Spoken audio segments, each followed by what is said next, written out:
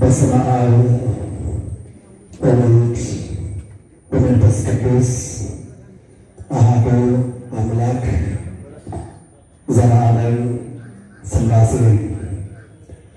ከዚህ አስቀድሞ አገልግሎታችንና የአገልግሎት ድርሻቸው የተገለጠ የቤተ ክርስቲያናችን ምሁራን አባቶቻችንና ወንድሞቻችን ካህናት በየማዕረጋችሁ በወርቀ ደሙ የዋጃችሁ በሐዘረ መስቀሉ የሚጠብቃችሁ ጸጋ መንፈስ ቅዱስ ያልተለያችሁ ለርስቱ ለመንግሥቱ ሰማያዊ አባታችሁ ያዘጋጃችሁ አባቶቻችንና እናቶቻችን ወንድሞቻችንና እህቶቻችን ይህ ድምፅ የሚሰማችሁ በዚህ ቅዱስ ስፍራ የተገኛችሁ ሁላችሁ እንደምን አደራችሁ?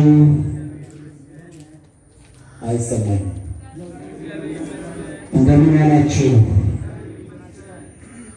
እንድናመሰግነው ስሙን እንድናመልከው አምላክነቱን እንድንወደው ፍቅሩን እንድናምነው ተዋሕዶ እምነትን ለሁላችንም የሰጠ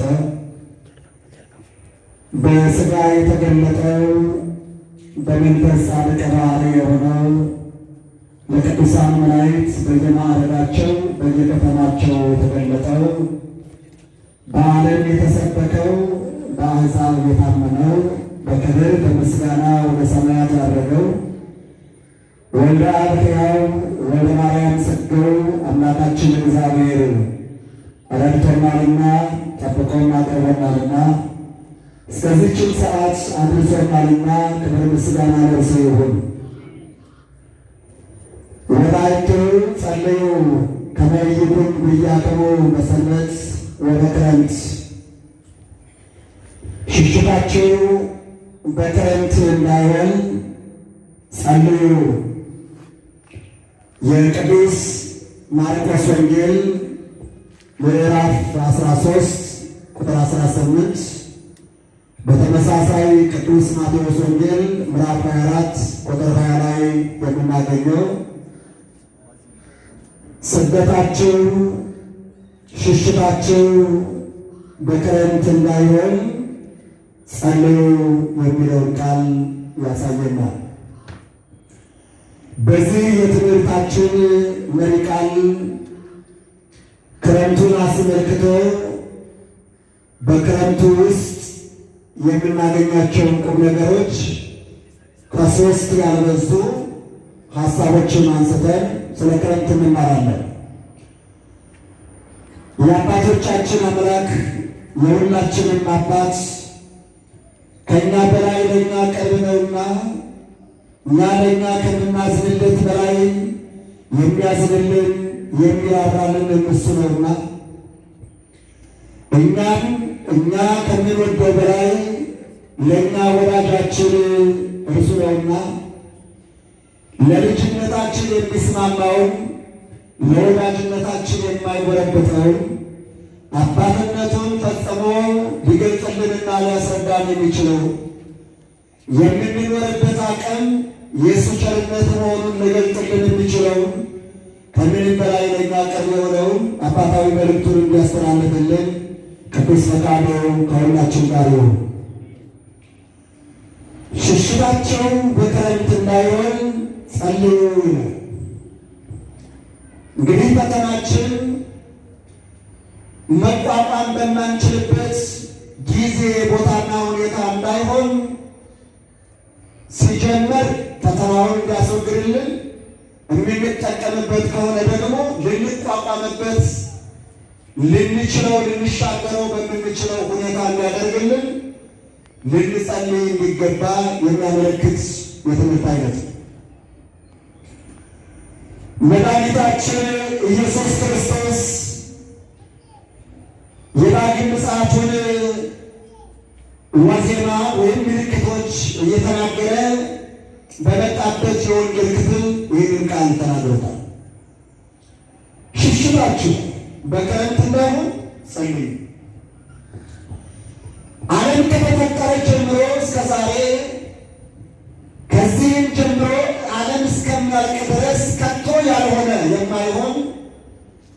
በአይነቱ ለየት ያለ ፈተና ይመጣ ዘንድ ግድ ነው። መቼም ይቻለን ፈታኙና ተፈታኙ ፍጥረታት ወደዚህ ዓለም ከተጣሉበት ሰዓት ጀምሮ ፈተና ተለይቷት ፈተናንም ተለይታ አታውቅም። በቅዱስ ዮሐንስ ራእይ ምዕራፍ 12 ቁጥር 9 ላይ እንዲህ የሚል ቃል እናገኛለን። ለባሕርና ለምድር ወዮላቸው፣ ዲያብሎስ ጥቂት ዘመን እንዳለው አውቆ በታላቅ ቁጣ ወርዷልና። ስለዚህ ፈታኛቸውን ጠላታችን ዲያብሎስ ነው። ተፈታኞቹ እኛም ከገነት ተባረን እዚሁ ላይ ነው ያለነው ሁላችን። ጠላትና ጠላት የሚጠላና የሚጠላ በአንድ ላይ የሚኖሩባት ዓለም ብቸኛው ዓለም ይህች ዓለም ናት። ስለዚህ ፈተና ይርቃል። ጠላት እስካለ ድረስ፣ ክፉ እስካለ ድረስ፣ ገዢ ተገዢ፣ የበላይ የበታች እስካለ ድረስ፣ መልካምን የሚጠላ የመልካም ነገር ጠላት እስካለ ድረስ እነዚህ አካላት የሚኖሩባት መሬት ሳር እንኳን አታበቅልም እንኳን ደግሰ። ስለዚህ የፈተና ምድር ትሆናለች፣ የመከራ ምድር ትሆናለች። ይህንን ሲነግረን ታላቅ ፈተና ይሆን ዘንድ ግድ ነው። እውነት ነው ምዕመናን፣ በዚህ ዘመን የሌለ ምን ፈተና፣ በዚህ ዘመን ያልተደረገ በሌላ ዘመን የተደረገስ ምን አይነት ግፍ አለ? ከዚህ በኋላ ፈተና ይኑር ብንል በዚህ ዘመን ካየነውና ካስተናገድነው ፈተና በላይ ምን አይነት ፈተና ሊመጣችን? የፈተናው ጥግ መጨረሻ ላይ የደረስንበት ረጅሙንና ታላቁን ፈተና የተጋፈጥንበት ዘመን ቢኖር ይህ ዘመን ዓለም ቢኖር ያህል ነው። ስለዚህ ይህ ይመጣ ዘንድ አምላካችን እግዚአብሔር አስቀድሞ በባህሪው በቸርነቱ ሁሉን ያውቃልና ነበረን። ደስ የሚለው ነገር ግን ፈተናው አለ። ከባድ የሆነ ፈተና፣ ጭንቅ የሆነ ፈተና አለ ብሎ አይቀሩም። ለዚህ ፈተና ቸሩ አምላካችን እግዚአብሔር የምንሻገርበትን የምናመልጥበትን የምንድንበትን ነገር አመላክቷል።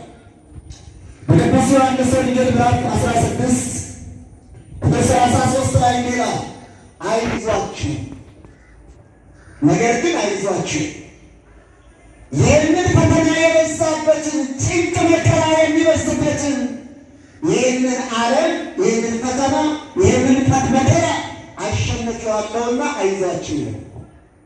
ውድ ወገኖች የተጋረጠብን ፈተና ከአቅማችን በላይ ነው። ግን እግዚአብሔር ያሸነፈልን ፈተና ስለሆነ እናሸንፋለን። ስለዚህ አይዟችሁ ብላችሁ የምንሰማው የምናየው የምናደምጠው እኛ የምንቋቋመው አይደለም። ግን አምላካችን ድል ያደረገው ያሸነፈው ስለሆነ ይህንን ፈተና ተሻግረን ሌላ ዘመን ላይ እንሻገር። አይዟችሁ እኔ ዓለምን አሸንፈዋለሁ።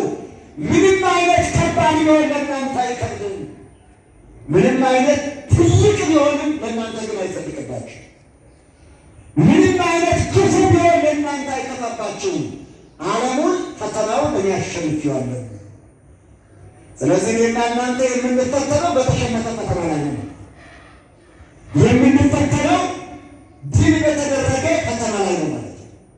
እግዚአብሔር የተመሰገነ ይሁን። እሱ ባያሸንፍልን ምን እናደርገው ነበር? እንዲህም ብለን እኮ የምንወጣው ብዙዎች ነን። ተስፋ የምንቆርጠው ብዙዎች ነን። ገና ሳይደርስብን በማየት ብቻ የምንፈርሰው ብዙዎች ነን። ይህን ብቻ አይደለም፣ በጣም የሚገርማችሁ ድል የተነሳው የተመታው የደረቀው እግዚአብሔር ያቃለለው ያ ፈተና ተቃሎ ተዳክሞ ኃይሉን አጥቶ ወደ እኛ እንኳን ቢደርስ እኛ ብንቀበለው የምንቀበለው ሰው እንደተቀበለው ሰው እንዳገኘው እንደማንኛውም ጊዜ ከየትኛውም ፈተና ከየትኛውም ተፈታኝ የበለጠ ፈተና ሊመጣብን ይችላል። ሐዋርያው ቅዱስ ጳውሎስ ሲናገር በአንደኛ ቆሮንቶስ ምዕራፍ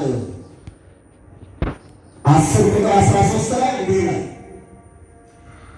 ለሰው ከሆነ በቀር ሌላ ፈተና ከቶ አልተደረገባችሁም።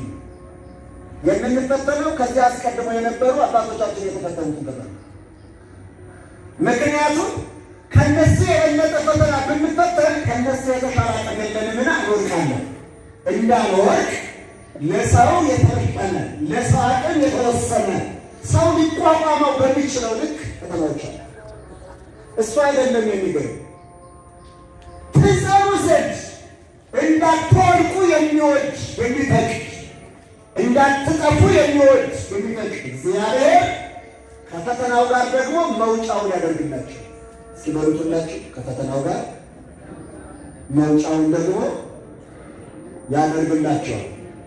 ፈተና ብቻ አይደለም፣ ፈተናው ገረት ስታረቁት ምላሽ አለው። ስለዚህ ውድ ወገኖቼ አስቀድሞ ድል ነሳው፣ አሸነፈው፣ አደቀቀው፣ አደከመው የተዳከመውን ፈተና ለመልካም ክብርና ጸጋ እንድንበቃበት ወደ እኛ ሲያደርሰው ከመውጫው ጋር ከማምለጫው ጋር ከመድኃኒቱ ጋር ያስቀመጠ። ስለዚህ በዚህ የወንጌል ክፍል ምን አለ? ጸልዩ አለ። አንዱ መውጫ አንዱ ማምለጫ ጸሎት ነው።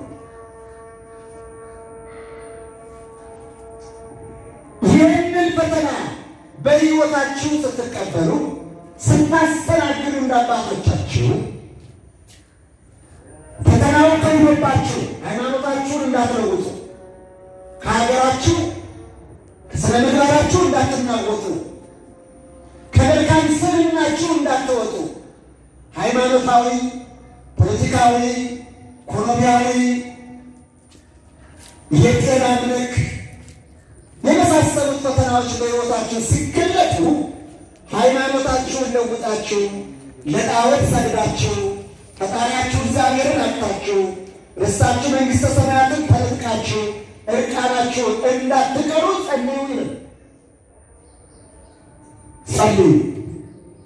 በጣም የሚገርማችሁ ሽሽታችሁ በክረምት እንዳይሆን ማለት በሀገራችሁ ሆናችሁ ባላችሁበት ሆናችሁ ለመኖራችሁ የሚያሰጋችሁ ከሆነ ለእምነታችሁ የሚያሰጋችሁ ከሆነ ለስነ ምግባራችሁ የሚያሰጋችሁ ከሆነ ለመልካምነታችሁ የሚያሰጋችሁ ከሆነ በሌላው ጊዜ ሽሽ ማለት እናለበት።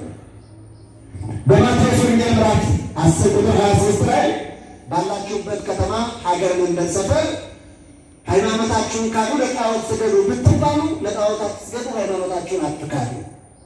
ሃይማኖት ወደሚነገርበት ስነ ምግባር ወዳለበት እግዚአብሔር ስም ወደሚጠራበት ወደሚመለክበት ጣል ወደሚታጠንበት ክብር ወደሚናኝበት ከእግዚአብሔር ጋር መኖር ወደምትችሉበት አገር ውይ። ምክንያቱም ወገኖቼ ምንም ነገር እናግኝ ሃይማኖታችንን አይተካልም። በምንም ነገር ባለጸጎችን እግዚአብሔርን አያስገኝልንም። እግዚአብሔር ግን 100% የትኛውንም ነገር ያስገኝልን። እምነት ግን የትኛውንም ነገር ሊያስገኝልን ይችላል። ለሚያምን ሁሉ ይቻለዋል። ለእግዚአብሔር የሚሳነው ነገር የለም። ስለዚህ ውድ ወገኖቼ የእኛ ፈተና እግዚአብሔርን የሚያስነጥቀን ከሆነ፣ የእኛ ፈተና እምነታችንን የሚያስጥለን ከሆነ፣ የእኛ ፈተና ከርስት ከመንግሥተ ሰማያት ከዘላለም ሕይወት የሚያወጣን ከሆነ ይህንን ከሚያወጣ እንሸሽና ይህንን ከማያሳጣን ዓለም ገብተን እንኖራለን።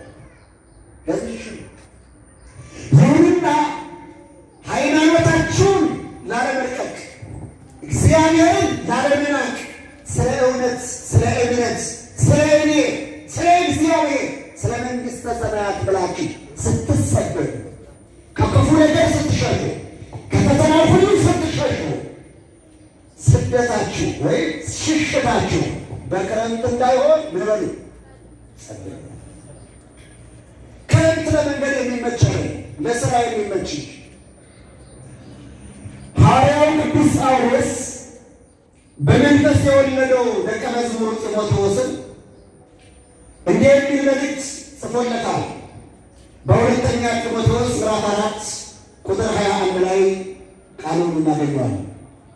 ልጄ ጢሞቴዎስ ይላል። ወደኋላ ወደ እኔ ትመጣ ዘንድ ትጋ ይላል። ሲመጣን ደግሞ የሚያመጣውን ያመለክተዋል። ስትመጣ በርኖሴን ቅዱሳት መጻሕፍቶች ይልቁንም በብራና የተጻፉትን መጻሕፍቶች እና ለአገልግሎት ይረዳን ዘንድ ቅዱስ ማርቆስን ይዘህናል። ይህ ብሎ አይቆምም። ቁጥር 21 ላይ ስንደርስ ምን ይላል? ክረምት ከመግባቱ አስቀድሞ ትመጣ ዘንድ ትጋ ነው። ፈጥነህና በሙሴ የብራና መጻሕፍቶችን ሐዋርያው ቅዱስ ማርቆስን ይዘህና ግን ስትመጣ ክረምት ከመግባቱ አስቀድሞ ና። ክረምቱ ከመግባቱ አስቀድሞ ለመምጣቱ ትጋ ይላል። ምን ማለት ነው? አባቱን ለማግኘት ጢሞቴዎስ ወደ መምህሩ ለመድረስ ጢሞቴዎስ ሐዋርያዊ አገልግሎቱን ለማሳለጥ ጢሞቴዎስ ለመንገድ የተመረጠለት ከክረምቱ ውጭ አለው። ይህ ብቻ አይደለም። የሚገርመው ጥበበኛው ሰሎሞን በሰሙ ለኢትዮጵያዊቷ ንግሥት በወርቁ ለሰማይና ለምድር ንግሥት ለእመቤታችን መልእክት ሲጽፍ እንዲህ በመኃልየ መኃልይ ምዕራፍ 2 ቁጥር 10 ላይ ነይ ሀገ እንቲአየ ሰናይት ርግቤ እስመናሁ ክረምት ሀለፈ ወዝናብ ገአ ድሬሁ። መልካሟ ርግቤ ሆይ ርግበ ኖህ ርግበ ሰሎሞን የምትባይ ነይ ወደ እኔ፣ ክረምቱ አልፏል፣ ዝናቡም ወደ ኋላ ተመልሷልና። እንዳይ አሁን የጳውሎስን መልእክትና የሰሎሞንን መልእክት ልብ ብላችሁ አስቡት። ቅዱስ ጳውሎስ ከክረምት አስቀድመና በክረምት አትምጣ ማለት ነው። ጠቢቡ ሰሎሞን ክረምቱ አልፏልና ነይ፣ ክረምቱ አይመችም ነበርና ክረምቱ ካለፈ ለመምጣት ይቻላል ማለት ነው። በዚያም ሆነ በዚህ ከመድኃኒታችን ጋር የሚጣጣመው ቁም ነገር ጳውሎስን በክረምት አትምጣ አለው። ሰሎሞንን ክረምት አልፏል እና ነይ ቶሎ አለ። መድኃኒታችን ኢየሱስ ክርስቶስ ሲያጠቃው ሽሽታችሁ በክረምት እንዳይሆን ጸልዩ። ክረምት ለመንገድ የሚመች የሚመረጥ አይደለማ። ክረምትን ለመንገድ ለጉዞ፣ ለስደት፣ ለሽሽት ሳይሆን ክረምትን ለሕልውና ለሕይወት መሰረት ማድረግ ነው። የሆንና አንድ ሶስት ነገሮችን እናንሳ። ክረምት ሐዋርያው በክረምት እንዳይመጣ ከክረምት አስቀድሞ እንዲመጣ ሲናገር፣ ጠቢቡም ክረምቱ ስላለፈ ክረምቱ ካለፈ በኋላ መምጣት እንደሚቻል ሲያመለክት፣ መድኃኒታችን ኢየሱስ ክርስቶስን ሽሽታችን ስደታችን በክረምት እንዳይሆን እንድንጸልይ ለጸሎት ሲያተጋል ክረምት ምስል ሶስት ነገሮችን እናንሳ። አንድ ክረምት እንደምታዩት ሰማዩ በደመና ከደመ፣ ጋራ ሸንተረሩ ግራ ቀኙ በሰነግኔ ይጠቀለላል። ቀለያቱ በውሃ ይመላሉ። የብሱ በልምላሜ ይመላልና መሄድ ወደምንፈልገው ዓለም መድረስ ወደምንፈልገው ሀገር ለመሄድ መንገድ ይመጣለን። የማምለጫው መንገድ፣ የመዳኛው መንገድ፣ የሕይወቱ መንገድ፣ የእውነቱ መንገድ፣ የሰላሙ መንገድ፣ የፍቅሩ መንገድ፣ የንጽህናው መንገድ፣ የመንግሥተ ሰማያቱ መንገድ ይጠፋብናል። በዚህ ጊዜ ከፈተና ለማምለጥ፣ ነፍሳችን ከሚሿት ለማምለጥ፣ ከጥላት ለማምለጥ፣ ከችግር ለማምለጥ፣ ከመከራ ለማምለጥ የምናደርገው ሽሽት አልሸሹም ዞር ነው ይችላል። አንድ ታሪክ እናስታውሳለን። እስራኤል ከግብፅ ወጥተው ወደ ከነዓን ሲጓዙ የሲናን በረሃ አቋርጠው ሲና ተራራን አልፈው ሲመጡ እዚያ መካከል ላይ ሙሴ ወደ ተራራው ሲወጣ አሮንና ሆር በእግረ ደብር ሳሉ ጣዖት እንዲያመልኩ አስገደዷቸው። አመለኩ። ለጣዖት ከተንበረከኩ በኋላ ለጣዖት ከተገዙ በኋላ እግዚአብሔርን ካጡ በኋላ ከእግዚአብሔር ከተለዩ በኋላ ወደ ከነዓን ሄድን እያሉ 10 ዓመት የሲና ተራራን መልስ ይሽከረከሯት። ስንት ዓመት ነው? እስኪ ተናገሩላቸው። ስንት ዓመት? እነዚህ በቃ ሲዞሩ ነው። እነሱ እኮ ወደ ከነዓን ይሄዱ፣ ግን የሚዞሩት ማለት ነው ተራራ ስንት ዓመት ዞሩ ተርቦች? እስኪ ማን ይሙት አንድ ተራራ ለመዞር 10 ዓመት ይጨርሳል? እግዚአብሔር ከተለየን ግን ከዚህ በላይ ይጨርስ። ክፉ ነገሮቻችን ረጅም ዕድሜ የሚያስቆጥሩት እግዚአብሔር የመለክቱን ከኛ ባነሳ ጊዜ፣ መልካም ነገሮቻችን ረጅም ዕድሜ እንዲኖራቸው የሚያደርገው እግዚአብሔር በረድኤት በአባትነት ከኛ እስካልተለየለት። አሁን እስራኤል እዛው ጋር የሚከራከሩት እዛው ነው የሚዞሩት። እግዚአብሔር የተለየው መንገድ፣ እግዚአብሔር ያልፈቀደው መንገድ እንዲህ አይነት መንገድ ነው። ዙረው እንደገና እዛው፣ ዙረው እንደገና እዛው፣ ዙረው እንደገና እዛው። የዓይነ ስውር ጉዞ ሆኖ ስለዚህ ወገኖቼ የሰማይን ደመና አይተው እንዳይሄዱ ሰማይ በደመና ተዘግቷል። ግራና ቀኝ አቅጣጫ እንዳይመለከቱ በተመድብ ተሸፍኗል። የወንዙን አቅጣጫ ተሻግረው እንዳይሄዱ ወንዙ ከአንድ እስከ ገደፉ ድረስ ሞልቷል። የሙሴ በትር ያልያዘ ዝም ብሎ ይሻገራል። የእሱን የነበረውን መንገድ ይዘው እንዳይሄዱ የዚህኛው ሳር ወደዚህ የዚህኛው ወጥቶ መንገድ ተሸፍኗል። መንገድ ጠፍቷል። መንገድ በጠፋበት በክረምት ወር ሽሽታችሁ እንዳይሆን ጸልዩ። አታመልጡትምና ለጠላት ተላልፋችሁ ትሰጣላችሁ። ለምትፈሩት ለምትሸሹት ቅርብ ትሆናላችሁና አመለጥ ነው ስትሉ ዙራችሁ እጅ ላይ ትወድቃላችሁና እንዲህ እንዳትሆኑ ጸልዩ። እውነት ነው ምዕመናን፣ መንገዳችን ጠፍቶብን በዚህ ዘመን ከጠፋብን ብዙ ነገር መካከል አንዱ የእውነት መንገድ የለንም፣ የሕይወት መንገድ የለንም፣ የፍቅር መንገድም የለንም፣ የሰላም መንገድም የለንም፣ የአንድነት መንገድም የለንም። ስለሌለን ነው ፍቅር ያጣን፣ ስለሌለብን ነው ሰላም የሌለን፣ ስለጠፋብን ነው አንድነታችን የተበጣጠሰ፣ ስለጠፋብን ነው በየቦታው ላይ አስከሬን አይነት ስንቆጥር የምንኖረው፣ ስለጠፋብን ነው እውነት የሚባል ጠፍቶ ሐሰት ሰልጥኖ ለሐሰት ካልተገዛችሁ ብለን የምንጠረው። ስለዚህ ወገኖቼ የእውነት መንገድ፣ የሕይወት መንገድ፣ የሰላም የፍቅር መንገድ ወደ ሰላም፣ ወደ ፍቅር፣ ወደ አንድነት፣ ወደ ሕይወት፣ ወደ መንግሥተ ሰማያት፣ ወደ ቅድስና፣ ወደ ንጽሕና፣ ወደ ክብረ መንግሥተ ሰማያት የሚያደርሰን መንገድ ላልጠፋብን እንዳይጠፋብን፣ ለጠፋብን እንዲገለጽልን ምን በማለት ጸልይ። ይህ መንገድ በእውነት የእውነት መንገዳችን፣ የሕይወት መንገዳችን፣ የዘላለም መንገዳችን አምላካችን መድኃኒታችን ኢየሱስ ክርስቶስ ቅዱስ ዮሐንስ ወንጌል ምዕራፍ 14 ቁጥር 6 ላይ ምን ይላል? አነ ውእቱ ፍኖተ ጽድቅ ወሕይወት ዘለዓለም ወይም ዘለዓማን፣ እውነተኛ የሕይወት መንገድ እኔ ነኝ አለ። ሲበሉላችሁ እውነተኛ የሕይወት መንገድ እኔ ነኝ፣ በእኔ በቀር ወደ አብ የሚወጣ የለም። ወገኖች መንገዳችን እሱ አምላካችን መድኃኒታችን ኢየሱስ ክርስቶስ በእሱ በኩል ካልሆነ በቀር አብን ማየት አይቻልም።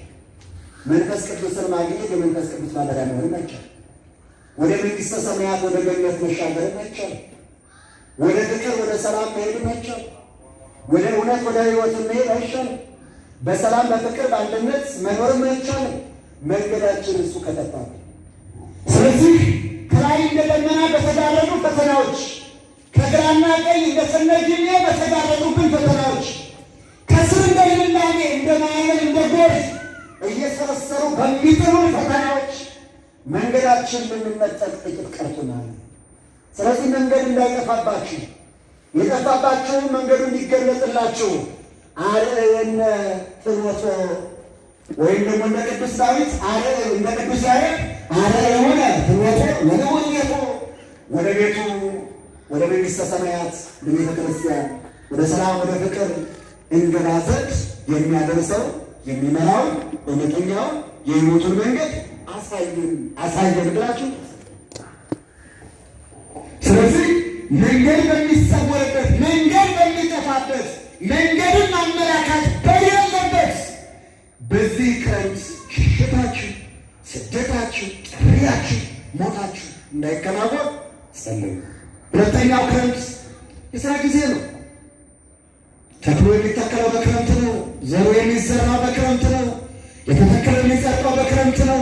የተዘራው የሚበቅለው የሰው ልጅ በዚህ ጊዜ በዚህ ወቅት ለ9 ወር በጋ አስቤዛው ነው የህልውና መሰረቱን የሚተክልበት የሚሰራበት ስራ ነው። እንደውም 80% የዓለማችን ሕዝብ በግብርና ነው የሚተዳደረው። ወፈልቷ ደሰ በበለጠ ደግሞ ኢትዮጵያ ያው 80% ሕዝባችን በግብርና ነው የሚተዳደረው። 100% ሕዝባችን ሁላችንም ማለት ነው የምንኖረው በግብርና ውጤት። የግብርና ስርዓታችን ደግሞ በበጋ የሚዘራ የሚተከል ምንም የለንም። ክረምት ጠብቀን አስቡ። ገበሬዎቻችን በክረምት መዝራት ካልቻሉ፣ በክረምት መትከል ካልቻሉ፣ በክረምት መዝራት ካልቻሉ፣ መስራት ካልቻሉ በበጋ እንዴት ነው የምንሆነው? ምንድነው የምንልሰው? ምንድነው የምንቀምሰው? ምንድነው የምንለብሰው? ምንድነው የምንጎርሰው? ስለዚህ እንሰደዳለን። ምንም ጥያቄ የለም። በምናርፍበት በምንደሰትበት እናዝናለን። ለዚህ ነው ጸልዩ የሚለን ወገኖች። በእውነት ጸሎት ያስፈልጋል። ከምን ጊዜውም በላይ አሁን ጸሎት በጣም ያስፈልጋል።